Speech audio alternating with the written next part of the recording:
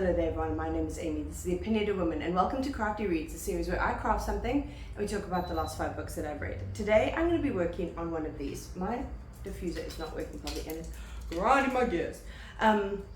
So I'm making these. I don't know if I've said on here yet, but my mom has bought a narrow boat and she's going to be living on it like permanently pretty soon. So she commissioned me to make some porthole covers and I think it's quite cute. It came out so nice. So I'm about to start another one of those and we're going to talk about the books.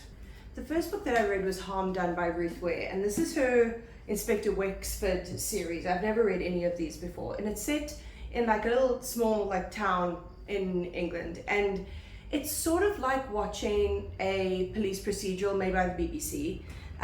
It's got the same level of like, it's not like super deep into people's personal lives or anything. It's kind of more surface level. But it's like really easy reading and like something that's going to keep you entertained throughout it. Like she just has a very like matter-of-fact writing style that I kind of liked. So this follows multiple different crimes, but we start off with the fact that multiple girls have been have gone missing, and then they randomly pitch up back at their house and they seem to be unharmed, but they don't have an explanation of where they've been. And people are trying to figure out, and like Inspector Wexford is trying to figure out what happened to them. So we're following that sort of tangent, trying to figure that out. And then we also have Inspector Wexford's daughter who works at a women's like crisis hotline, like for abused women. And some of the calls that she gets come back around and connect to another crime later on. We have a child going missing at one point.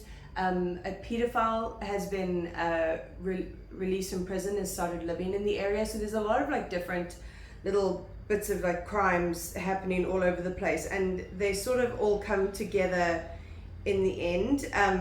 They don't really come together. They're kind of just all a bit disconnected, and you're just getting like little glimpses into each one of these different scenarios that Inspector Wexford is doing, and it's kind of a little bit hard to keep track of who's who because there's a lot of names in this, like a lot of like the people who live in the neighborhood, and they're all like British white people names, and it's kind of a little bit hard to keep track of who we're talking about at some stages. But as I said, very easy reading, nothing too challenging, but keeps you intrigued the whole way through.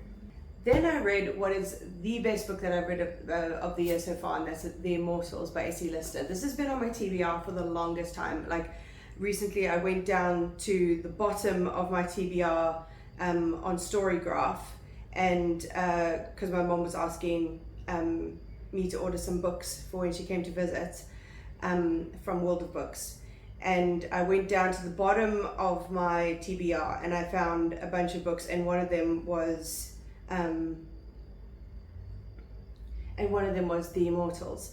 And oh my god, I can't believe it's been sitting on my TBR for so long and I haven't got to it because man, it's so good. We're following our main character. What is her name? Ooh, oopsie.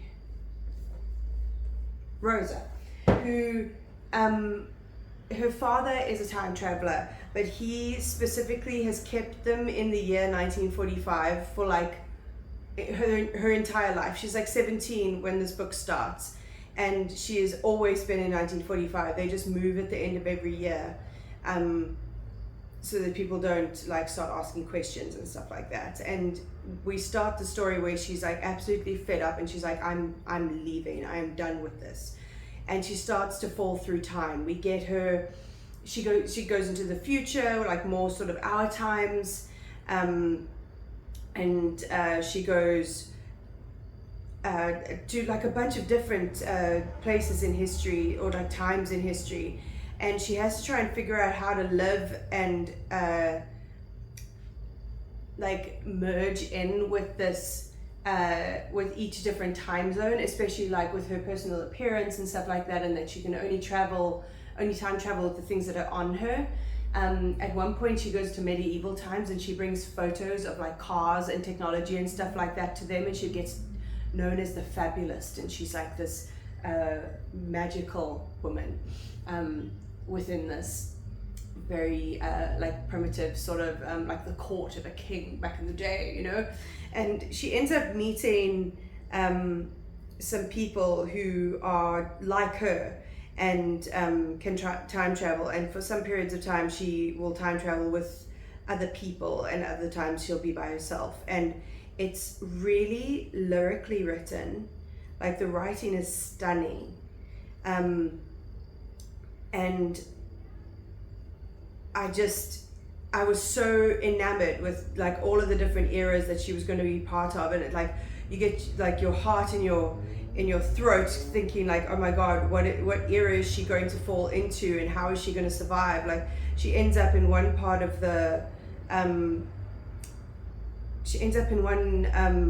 period of time where there aren't any people. It's the Ice Age and there are no humans around, and she just has to survive, and it's absolutely wild. I absolutely loved it. The writing was incredible, and yeah, get yourself a hold of this one. It's been around since like 2015, but it's one that you need to go back and grab.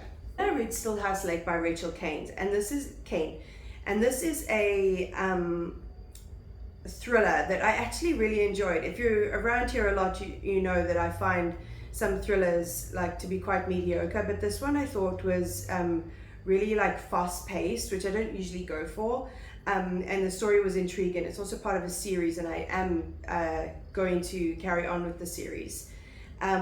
So we're following our main character, Gwen, and she has 2 kids, a son and a daughter.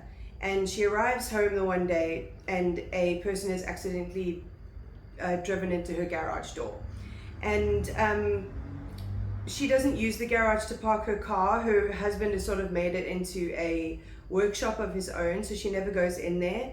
And as soon as she arrives at the scene, the police like try and arrest her, and she's like, I don't understand what's going on. And then she sees a hanging, flayed woman in her garage, and she freaks the fuck out. She goes on trial because people are like presuming that she knew what happened, because they're like, how did you not know what was happening in your own house? But she gets acquitted because she is innocent. But unfortunately, the people on the internet are very determined to seek her out and to punish her for what they think she did, even though she was completely exonerated of anything. She wasn't involved. So when we skip forward in time, her and her children are living with completely different names. They're living in a different area. They've just moved to a house on Stillhouse Lake. And throughout the years, they've constantly had to move and change their names to stop the people who want to cause her harm from finding her. But then some women, like the bodies of women, start appearing in the lake that she lives by, and people find out who she is and automatically think that she is responsible for this because of her history with her husband. And she has got to like try and work to clear her name, as well as fighting off the people who are now finding her location. And like I said, very, very fast paced. I thought it was well written. I thought the twists were really good. And I don't really read like thriller series very often, I suppose, besides like Michael Connelly and John Connelly. But this is a series that I am intrigued to find out how it goes. Then I read Whiteout by various authors. Let me see if I can remember them. Angie Thomas, Tiffany D. Jackson, Nick Stone, Ashley Woodfolk, Dhonielle Clayton, and Nicola Yoon.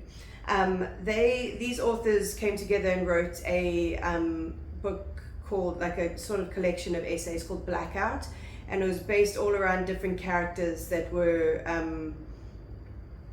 in New York when the power had completely blacked out.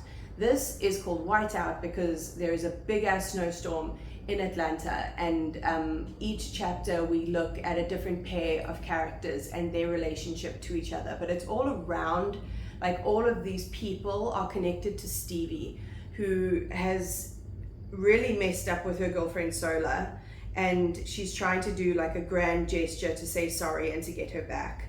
And all these people that we see in the different chapters are doing different things to help Stevie in her plan to try and get Solar back. And even though each chapter is not very long and the pairings only get one chapter each, it's really well fleshed out, and you get like a really good idea of each of these characters and their history. And like, it's so well written that like you could base an entire book on any of these pairings,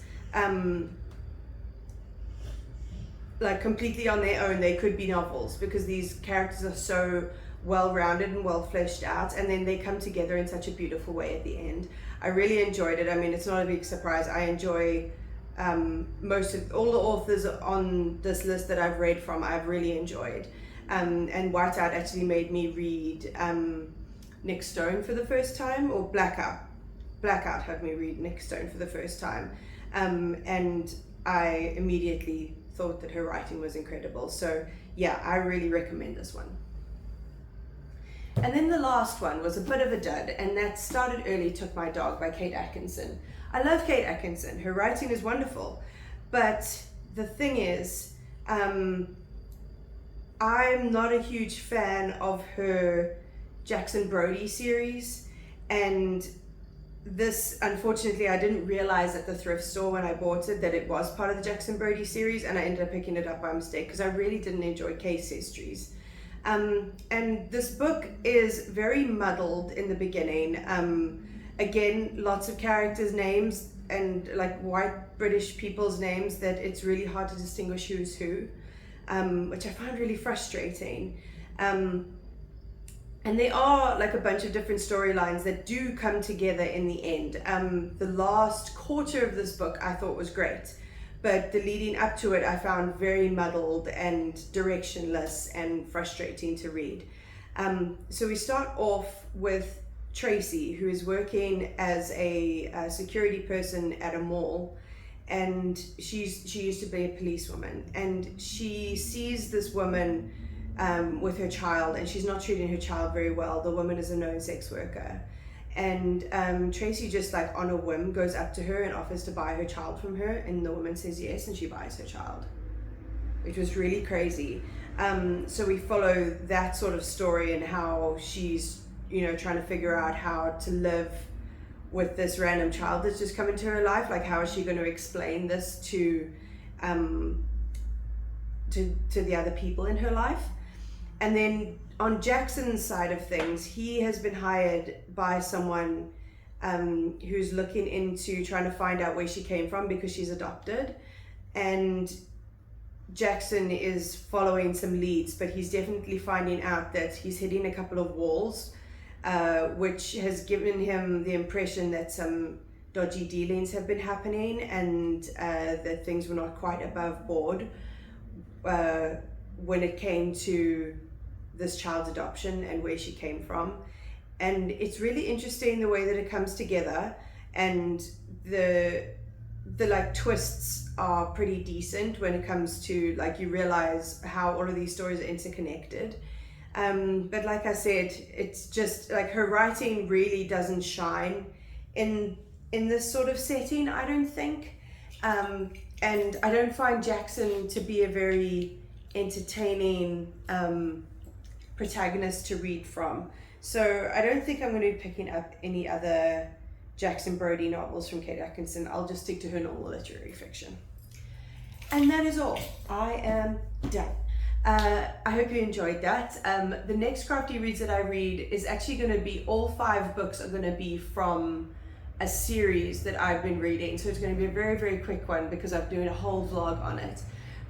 But have you read any of these books? Let me know down below. Let me know what you've been reading lately, because I love getting recommendations from you guys. But other than that, oh no, my TikTok and my Instagram are linked down below, along with my Kofi link, which is one-time tip jar if you want to support my channel, and a link for my shop to buy my crochet creations. But other than that, like, comment, subscribe, all of that fun stuff, and I'll check you next time.